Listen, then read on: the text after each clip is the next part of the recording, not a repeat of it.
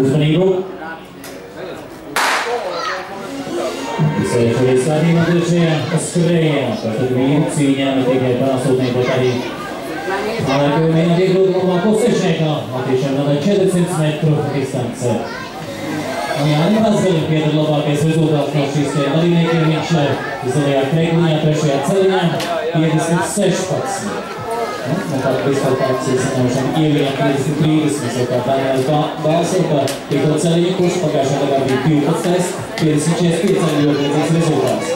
Šajā sastajā celiņā Saulis Kursietis U18 grupā 4. vietas ieguvēja šogad Latvijas čempionātā jūnija beigās.